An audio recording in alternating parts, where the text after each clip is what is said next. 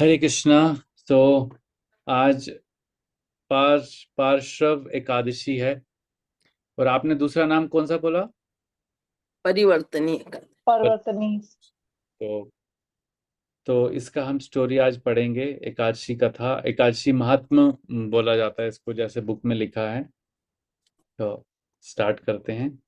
युधिष्ठिर महाराज ने कहा, हे ब्रह्मांड के पालनकर्ता, हे श्री कृष्ण, भाद्रपद के शुक्ल पक्ष की एकादशी का क्या नाम है? इसके अधिष्ठा विग्रह कौन है? कृपया करके वर्णन करें। भगवान श्री कृष्ण ने अपने भक्त युधिष्ठिर को उत्तर दिया, हे युधिष्ठिर, ये एकादशी वामन एकादशी भी कहलाती है, और जो कोई भी इस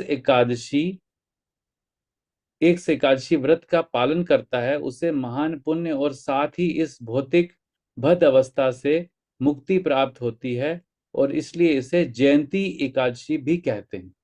तो इसका तीसरा नाम है जयंती एकादशी। इसकी महिमा के श्रवण मात्र से व्यक्ति पूर्व जन्म के पापों से निवृत्त हो जाता है। ये व्रत इतना उत्तम है कि इसके पालन से अश्वमेघ यज्ञ का फल प्राप्त होता है। अतएव यदि कोई वास्तव में इस भौतिक जगत से छूटना चाहता है तो उसे वामन एकादशी का पालन करना चाहिए। इस पवित्र व्रत का पालन करने हेतु व्यक्ति को वामन देव की आराधना करनी चाहिए, जिनके नेत्र कमल के समान हैं। ऐसा करके वह ब्रह्मा, विष्णु व शिव सहित समस्त देवों की पूजा अर्चना कर लेता है और मृत्यु के समय निस्संदेह भगवान हरि के धाम जाता है। तीनों लोकों में इससे उत्तम कोई व्रत नहीं है, क्योंकि इस दिन भगवान विष्णु करवट लेते हैं और इसलिए ये परिवर्तनी एकादशी भी कहलाती। तो जो हमने सेकंड नाम पढ़ा था।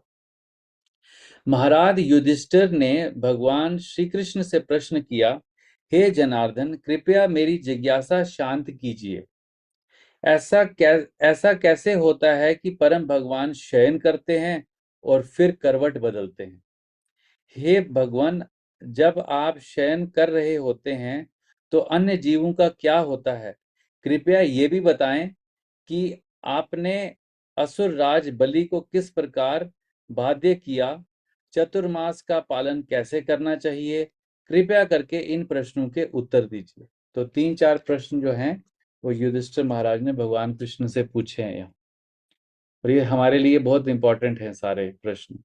परम पुरुषोत्तम भगवान श्री कृष्ण ने उत्तर दिया, हे नृप श्रेष्ठ, मैं आपसे एक पूर्व घटना का वर्णन करूंगा जिसके श्रवण मात्र से समस्त पापों का नाश होता है।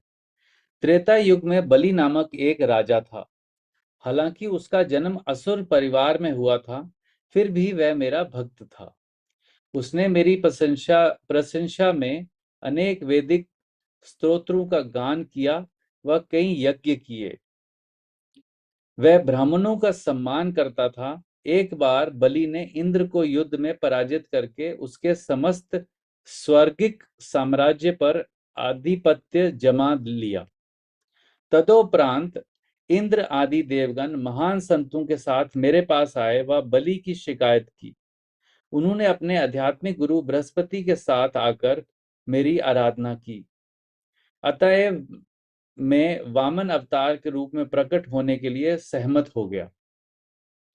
बोने के रूप में मैं एक ब्राह्मण था और मैंने राजा बलि के समक्ष जाकर 3 पग भूमि भिक्षा में दान की याचना की। बलि मेरी प्रार्थना पर बिना विचार किए भिक्षा के लिए सहमत हो गया, परंतु जैसे ही उसने मुझे भूमि देने के लिए संकल्प किया, मेरा शरीर विशाल दिव्य रूप में बढ़ने लगा। मैंने अपने एक पग में समस्त स्वर्गिक लोकों को नाप लिया, दूसरे पग में समस्त पृथ्वी लोक को नाप लिया। तब मैंने बलि महाराज से कहा, मुझे तीसरा पग रखने के लिए स्थान दीजिए। ऐसा सुनकर बलि महाराज विनम्रता पूर्वक नतमस्तक हो गए और उन्होंने अपना सर मेरे समक्ष समर्पित कर दिया। हे युधिष्ठिर, मैंने बलि के सर पर तीसरा पग रख दिया और उसे पाताल लोक भेज दिया। उसकी इस विनम्रता को देखते हुए मैंने उसे वर दिया कि मैं उसके महल में सारथी रूप से वास करूंगा। स्थायी रूप से मैं उसके महल में स्थायी रूप से वास करूंगा। तत्पश्चात भद्र पक्ष के शुक्ल पक्ष की परिवर्तनी एकादशी के दिन विरोचन पुत्र बलि ने अपने घर में मेरा एक विग्रह स्थापित किया। हे राजन, कार्तिक मास की शुक्ल पक्ष में आने वाली हरिबोधिनी एकादशी तक मैं क्षीर सागर में शयन करता हूँ। इस काल के दौरान प्राप्त पुण्य विशेष तौर से शक्तिशाली हैं। अतः यह व्यक्ति को परिवर्तनी एकादशी का पालन सावधानी पूर्वक करना चाहिए।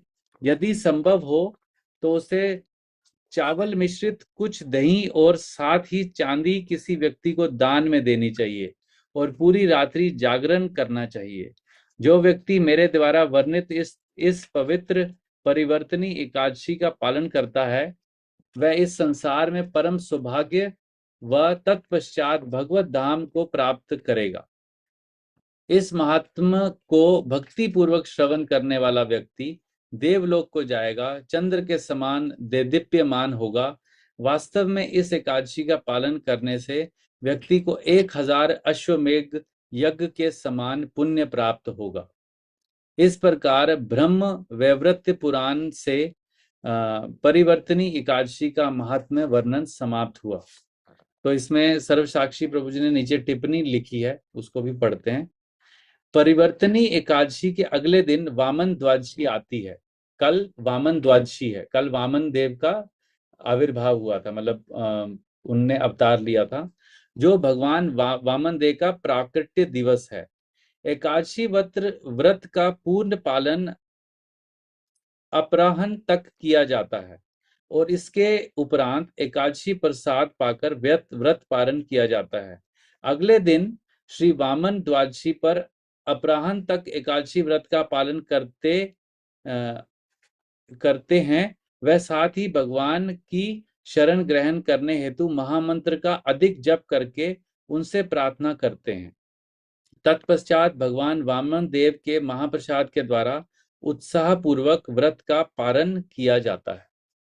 तो कल एक्चुअली में वामन द्वादशी है और क्योंकि एकादशी का व्रत सब करते हैं और अगले दिन उसका पारण भी करना होता है, इसलिए वामन द्वादशी का जो व्रत होता है वो परिवर्तनी या पार्श्व एकादशी के दिन ही हम वामन देव के लिए व्रत करते हैं। क्योंकि वामन देव विष्णु तत्व हैं, तो जितने भी विष्णु तत्व होते हैं जैसे श्री राम हैं, भगवान श्री कृष्ण हैं, नरसिंह देव हैं, और इनका जब भी प्राकट्य दिवस होता है तो हम उस दिन व्रत करते हैं।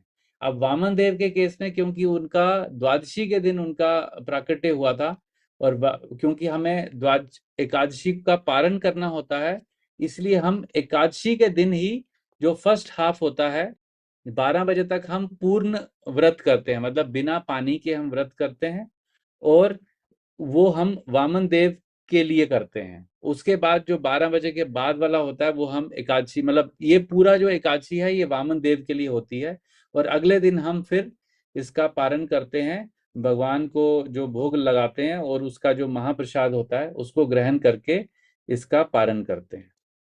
तो आपने कल का टाइमिंग देखा होगा, 10:14 के बाद है। तो सुबह सुबह जो है वो पारण का समय नहीं है। जैसे नॉर्मली सुबह 7, 5:30, 6 बजे से लेकर 10 बजे तक पारण का समय होता है, तो कल पारण का समय 10 बजे, 10:15 बजे के बाद है। तो उसके बाद ही आपको व्रत को खोलना है, जिन्होंने व्रत रखा है। ठीक है। और जो लोग व्रत नहीं रखते हैं, तो जो अभी आपने महात्मा पढ़ा उसमें हम सबको 1000 अश्वमेध यज्ञ का पुण्य प्राप्त हो गया। तो हम कितने लोग हैं अभी? 4 4 8 10 11, तो 11,000 अश्वमेध यज्ञ हमने कर लिए यहाँ बैठे बैठे सबने मिलके। तो अगर आपका शारीरिक स्वास्थ्य जो है वो ठीक है तो हर 15 दिन में एक बार एकादशी का व्रत जरूर करना चाहिए। मेरे फादर अभी 75+ ईयर्स के हैं, वो भी एकादशी का व्रत करते हैं, इस एज में भी। पहले नहीं करते थे, अब उन्होंने स्टार्ट किया है, 5-6 महीने से कर रहे हैं, जब से आई थिंक निर्जला एकादशी के बाद से वो कंटिन्यू कर रहे हैं। हर साल वो निर्जला रखते हैं, और उस दिन ज्यादा ताकत आती है उनको। मैंने जो देखा है, जैसे सुबह हम 3 बार प्रसाद पाते हैं दिन में, लेकिन अगर हम फास्टिंग करते हैं तो उससे हमारे अंदर, कहते हैं ना, उपवास, उपवास मतलब ऊपर ऊपर हम वास करते हैं, एक हायर डायमेंशन पे हम लोग वास करते हैं। तो ये बहुत प्यूरिफाइंग व्रत है। और ऐसा इसके महात्म्य में, इसी एकादशी महात्म्य में आगे के पन्नों में लिखा है कि अगर कोई एकादशी व्रत का पालन करता है तो उसको इसके अलावा और कोई व्रत का पालन करने की आवश्यकता नहीं है। मतलब अगर कोई विष्णु तत्व या एकादशी के जो व्रत हैं उन्हीं का पालन करता है, उसको कोई और व्रत करने की आवश्यकता नहीं है। दूसरा, अगर बॉडीली लेवल पे भी देखें, बॉडी को कैसे हेल्प करता है, जो हमारे बॉडी में एंटीऑक्सीडेंट, जो ऑक्सीडेशन होता है, जो ऑक्सीडेंट बनते हैं हमारे बॉडी में, तो जब हम एकादशी के दिन व्रत करते हैं तो एक एक नोबेल प्राइज विनर हैं जापानीज, उन्होंने रिसर्च किया था कि हमारी बॉडी में जो कैंसर होने के जो कारण हैं, वो जो हमारे अंदर जो ऑक्सीडेशन होता है बॉडी का, उसके अंदर जो हमारे गंदे सेल्स, जो हमारे बॉडी में जो डेड सेल्स होते हैं, वो डेड सेल अगर हमारी बॉडी में रहते हैं तो वो हमारे कैंसर का कारण बनते हैं।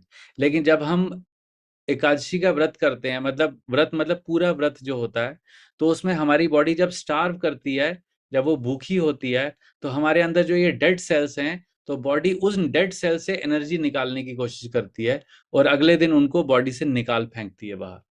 तो इसके मतलब देहात्म रीजन भी हैं और आध्यात्मिक रीजन भी हैं, बहुत सारे बेनिफिट्स हैं एकादशी व्रत के।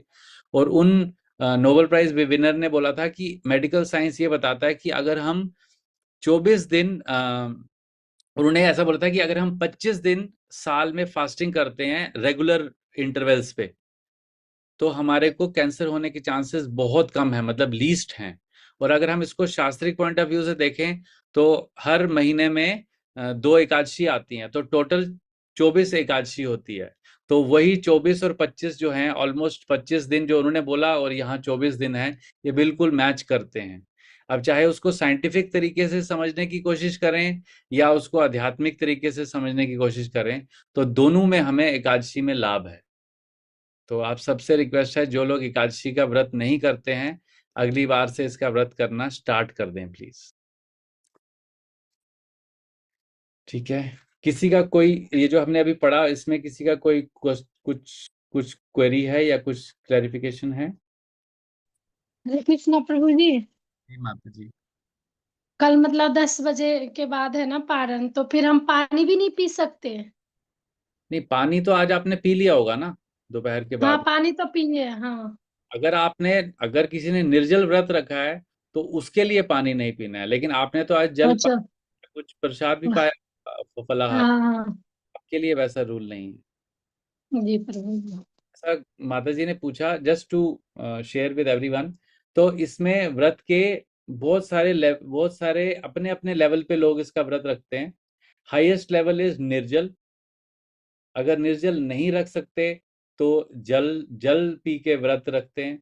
अगर मान लो जल पी लिया उसके बाद भी बॉडी सपोर्ट नहीं कर रही है, तो हम दूध पी सकते हैं। ठीक है। अगर दूध पीने के बाद भी भूख लग रही है या मन विचलित हो रहा है, तो हम फल खा खा सकते हैं।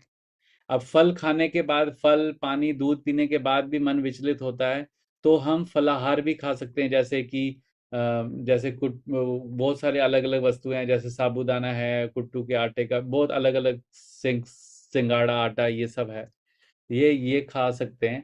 बट इतने तक ही लिमिट करना है। ये सबसे लोवेस्ट टाइप का व्रत है, मतलब अगर हम खा रहे हैं ना 2 बार या 1 बार, तो ये सबसे नीचे का लेवल है। और उसके बाद अन्न जो है वो वर्जित है। ऐसा बहुत सारे लोगों को ऐसी धारणा है कि इस दिन चावल नहीं खाते हैं, बट ऐसा कहीं पे नहीं लिखा है। ये जो हमने महात्म्य पढ़ी है या किसी भी एकादशी महात्म्य पुस्तक में चावल का वर्णन नहीं है, अन्न का वर्णन। अन्न मतलब ग्रेन्स, तो कोई भी ग्रेन्स नहीं नहीं खाना है, क्योंकि इसमें नहीं कहा प्रभु जी, चावल तो वो है जैसे जो लोग व्रत नहीं करते हैं, हाँ जो व्रत नहीं करते हैं तो मतलब उस दिन आप अन्न खा लो बट चावल वर्जित होता है, शायद ऐसा होता है। ऐसा ही, यही मैं मिसकंसेप्शन को ब्रेक करना चाह रहा हूँ। वो अगर उसने दाल खा लिया, रोटी खा ली और चावल नहीं खाया, तो वो रोटी दाल और चावल एक ही लेवल पे हैं, क्योंकि सभी अन्न हैं। ये पता नहीं, मैंने तो यही सुना है कि एकादशी वाले दिन चावल या चावल से बना हुआ कुछ नहीं खा, बाकी मतलब आप सब खा लो बट चावल पता नहीं क्यों नहीं खाते हैं। ऐसा इसमें महात्म्य में कहीं पे लिखा नहीं है, ये लोक लोक विचार है। तो अन्न जो है वो वर्जित है, अन्न वर्जित है। बाकी फलाहार, दूध, फल, वटेवर, पानी, जूस, जो भी है, जो घर में फ्रेश बना हुआ है, वो हम लोग पा सकते हैं। इसके बेनिफिट्स अच्छे हैं, क्योंकि हमारा बॉडी भी 15 दिन में जो हम दो दो तीन तीन टाइम खाते हैं रेगुलरली विदाउट एनी ब्रेक, तो उससे हमारा बॉडी क्लीन अप भी होता है, इससे हमारा सिस्टम क्लीन अप हो जाता है, वो भी बेनिफिट है। We become more healthy. हमारे बॉडी पे ज़्यादा जो स्ट्रेस पड़ता है रोज़ खाना खाते हुए ना, क्योंकि जैसे गाड़ी रोज़ चलती है, उसका मेंटेनेंस नहीं होता है, तो वो भी, उसको भी मेंटेनेंस चाहिए होता है ना। अपने वर्कशॉप जाती है 6 महीने में एक बार, वहाँ पर उसका पूरा चेकअप होता है। तो ऐसे ही बॉडी भी हमारी ऐसे ओवरऑलिंग करती है 15 दिन में, अंदर जितनी गंदगी होती है उसको क्लीन अप करती है, बॉडी के ऑर्गन्स को रेस्ट मिलता है। तो इसलिए हमें ये व्रत ज़रूर करना चाहिए, और आध्यात्मिक शक्ति तो बहुत ज़्यादा मिलती है। जैसे कि जो लोग रखते हैं उनको मालूम ही होगा कि जब हम व्रत रखते हैं, तो ऐसे अगर हमें सुबह 9 साढ़े 9 बजे भूख लगती है, नाश्ता करते हैं या 8 बजे करते हैं, तो आज के दिन ऐसा लगता है कि भूख नहीं लग रही है, क्योंकि हमारा पहले से ही माइंडसेट वैसा बना होता है कि आज व्रत है। तो इस तरीके से है। और जो लोग मान लो डायबिटिक पेशेंट हैं, उनको सिर्फ एक ही चीज़ करनी है कि अपनी डायबिटीज़ की दवाई नहीं खानी है। क्योंकि अगर आपने व्रत रख दिया और साथ में शुगर की दवाई खा ली, तो फिर तो जयराम जी की होएगा, क्योंकि आप कुछ खा नहीं रहे हो, और शुगर जो है, जो एग्जिस्टिंग शुगर है बॉडी में, उसको भी डिसइंटीग्रेट कर देगी। तो मेरे फादर इसी तरीके से रखते हैं व्रत, क्योंकि वो 25 साल से डायबिटीज हैं, लेकिन वो निर्जल व्रत भी रखते हैं, जो निर्जला एकादशी आती है। और बाकी जो नॉर्मल व्रत होते हैं, उसमें वो जैसे भी अपना वो मेडिसिन नहीं खाते हैं। तो क्योंकि बॉडी में जितना शुगर लेवल खाने से आता है, जो भी फलाहार खाते हैं, उससे बॉडी उस दिन मेंटेन होती है, अच्छे से उनका शुगर लेवल मेंटेन रहता है। ठीक है, ठीक है। तो ये है परिवर्तनी एकादशी की कथा। तो